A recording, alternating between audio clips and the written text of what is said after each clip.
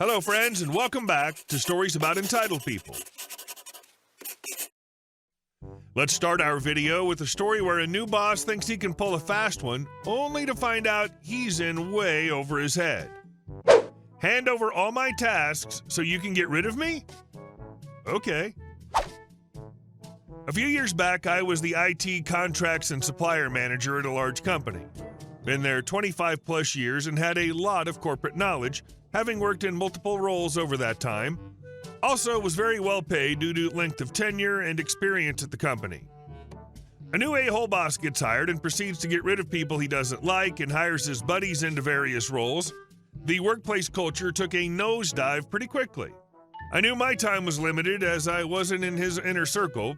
Seeing the writing on the wall, I started looking for and applying for other roles. The a-hole boss gets me in their sights and decides to get rid of me, looking to move one of his recently hired buddies to my specialized role. He doesn't even understand what I do, needing a lot of technical knowledge combined with contract and legal. He tells me he wants to move me onto an upcoming project and to finish off what I'm currently working on and not take on any new work. Through all my contacts across the company, I knew there was no new project or even significant budget for one, but I'll do what I'm told. I wrap up my work and tell him I'm ready for the project. He says sit tight, it's not far away, and don't start anything else.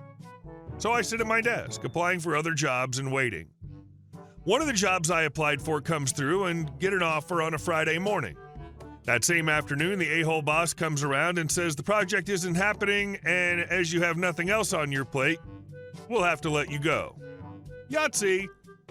I know there's heaps of work backed up and the crap's gonna hit the fan soon when contracts aren't renewed, services canceled, etc. I also know my employment contract and they will have to pay a generous redundancy because the boss told HR that my role isn't required anymore. I say, okay, I guess you'll have to pay me a redundancy too. Sure, he says, not knowing what he's agreed to. So I go through the redundancy process and at the same time accept the offer of the new job. Come my last day, I happily accept the $200K payout. His face goes pale when he hears of the amount because it comes out of the team's budget. Walk out the door and into the new job the day after. Love my new job, less stress, great culture, a great team. Wish I'd left earlier, but then I wouldn't have got the payout if I resigned. 4 weeks later, I hear crap's hitting the fan and they advertise for a new position for my old role as no one knows what to do because apparently my job was easy. He didn't even ask me to document what I did to hand over to anyone else. There is nothing more dangerous to a business than a bad apple in a management position. Well played, OP. And our second story. You couldn't have checked the shelves first? I work in a retail/discount store that I'm pretty sure is specific to the East Coast. We sell basic stuff, food, snacks, home decor, makeup, toys, electronics, outdoor stuff. You get the gist. So today I'm over in the home section setting up a new summer display. It should have been set up like a month ago, but because of the delayed shipping due to COVID-19, we barely have half the stuff that's supposed to be on display. So if you work in retail, you know how annoying it is to have to set up a new display. I'm in the middle of taking down the shelves from the old display and repositioning them to fit the new one. So there I am, sweating balls in an 80-degree store with barely any working air conditioning, trying to remove the shelf from the display. I finally get it off and stop to take a breather. Here comes Karen. Can I bother you for a second, hun? And before I can bother to give her an answer, she starts explaining that there's an outdoor chandelier in the garden section and she wants it. The problem is, apparently it's the last one and it has no box as it's obviously the display model. She asks me to check it out and see if I can find the box so she can buy it. I go over and take a look and notice she's not alone, her husband is with her. I start pretending to look for the box. I know for sure that it doesn't exist and probably got thrown into the baler months ago, but I get the idea that she's not the type of customer who's going to let me go without at least pretending to look for it. But before I get the chance, her husband starts explaining to me that he wants to make sure this model actually works first.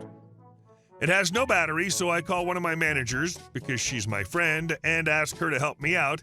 She goes to find some batteries to check that it works, but not before telling Karen's husband that she believes the reason this model's on display, we don't display every model, just some, is that a customer originally bought it and returned it because one of the lights didn't work. As she's off finding batteries, Karen's husband starts explaining to me that those guys who returned this lied to y'all. There's clear signs of damage, and I can tell they used it for a while before returning it, so that's why one of the lights doesn't work. I let him keep explaining, but I know this isn't true because the signs of wear and tear he was describing were basically invisible, and the rust he pointed out was clearly just a chip in the paint that probably happened during assembly, since it was right next to one of the screws.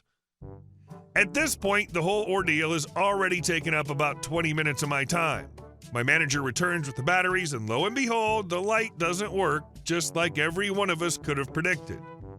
Karen's husband goes to open his mouth and say something, presumably to ask for a discount for the broken light, and then, "Oh look, I found them," says Karen. Apparently she turned 45 degrees to the left of the spot she'd been standing in for the last 20 minutes and realized that this display model was not the last one we had, as she'd earlier exclaimed.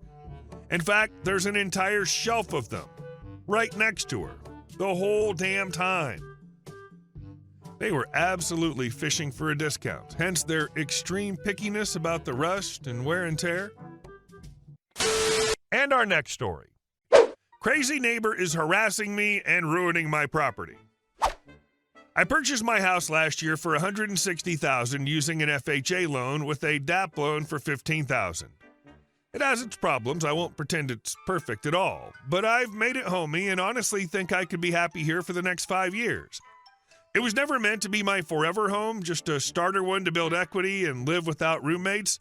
The mortgage payment's low, around 1/4 of my after-tax income a month. But unfortunately, my 50 to 60-year-old neighbor is crazy. She shouted threats and just straight nonsense at me when going into my home from the driveway. She's followed me in her car a few times for short periods of time, always tailgating and one time honking and driving pretty erratically. I went to the cops about this, couldn't do anything because I didn't have a dash cam, have since gotten one. All the really bad stuff happened in the winter and fall when the leaves had dropped and she could see me coming and going and doing everything. Now that the leaves are out and there's lots of coverage, I really haven't heard much from her, which I've thoroughly enjoyed. But knowing this would inevitably be happening again in the fall, I decided to put up a fence. I just got my survey done on June 27th, temporary pins on the lines and permanent pins on the corners. I already have fence contractors lined up to give me quotes, one tomorrow and one Tuesday, on fencing in the boundaries that I share with her, which is the side and back. With a setback of around 1 to 2 feet due to thick brush, my other neighbor is super nice, no issues, with privacy wooden panels. The issue comes in where she tampered with 2 of my temporary pins and actually moved one of my permanent pins from the back left corner of my property forward 5 feet and 10 to 15 feet right. So not only did she tamper, but she also trespassed onto my property. I'm 100% certain it was her, but again, have no proof. I just ordered cameras. They're coming tomorrow. I know I should have had them before. I called the cops because removing pins is illegal in Connecticut. I didn't even want to do anything against her or have her face any repercussions. I'd taken pictures of where the pins were, so I knew exactly where they were. There was even a clear, freshly dug hole where she removed the permanent pin along with the neon pink paint the surveyor used around it. I just wanted the cops to warn her to not remove anymore because she's breaking the law. And of course, wasting the $1,200 I spent on the survey. I think the cops know I'm right, but obviously there's no proof. Even more damning is the fact that she had actually called them about the surveyor, so clearly proves she had already had an issue with it and knew they were surveyor stakes. We actually saw her in the yard while the cop and I were looking at what she'd done, but unfortunately she didn't open her door after they'd knocked, and she didn't respond to any of their phone calls to her, presumably because she'd seen that it was about something with me. I was told to call if anything happens again, and definitely will. The cop was saying that at some point, if she keeps taking the stakes, even with no video evidence, the number of calls and reports stacked against her would eventually result in a $3,800 fine anyway, which is kind of a comfort, but not really. Update. After the fence went up, I thought things would finally settle down, but I was wrong.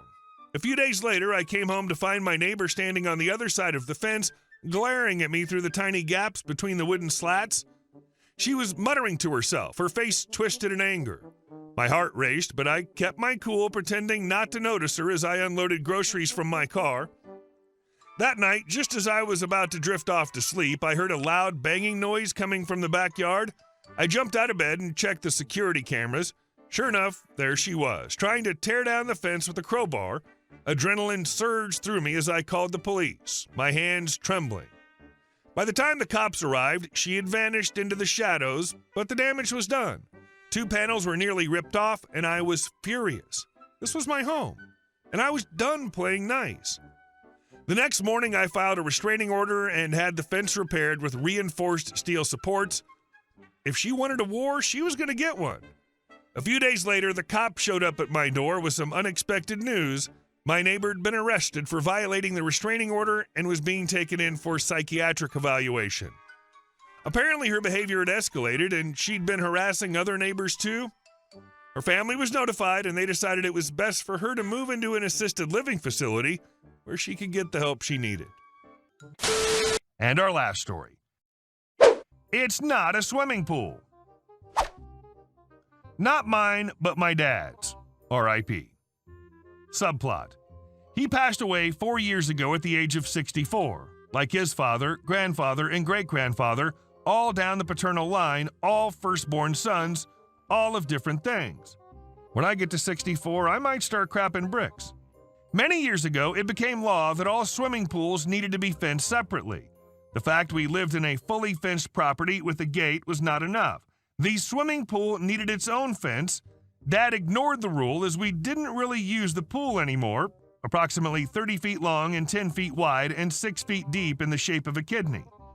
I swam at nationals a couple of times and my brother was able to bob along pretty well. We didn't have young children come to the house. None of our friends had children. 0 point in fencing it. Couple years after it became law, the council started doing inspections to make sure that pools were fenced. The guy was a typical council employee, strutting around in his fiefdom, flexing his muscle and threatening fines in court, etc. Dad got some quotes to have it fenced, which were pretty expensive as the hard paving surrounding the pool was curved, and the fence couldn't be a typical wooden fence as wood doesn't follow curved contours easily, and the council bylaw wouldn't allow it as little kids who were non-existent at our house could climb the fence using the cross member to get a footing. So Dad kind of ignored the issue for a while until the council guy came back and again started threatening again and gave Dad 30 days or something like that to remedy the issue and sort out the swimming pool. Dad started researching and came up with the solution. The council guy came back 31 days later and was furious that the pool wasn't fenced. Dad took him out to the pool, the approximately 30-foot long and 10-foot wide and 6-foot deep pool in the shape of a kidney. He showed the council guy the dozen or so fish and water lilies that also occupied the pool, thus turning it into a fish pond. A pond that was the same size and depth as the swimming pool it used to be, which under the law did not and still doesn't need to be fenced. Game, set, match. Hey guys, thank you all for watching the video. I'll see you in the next one.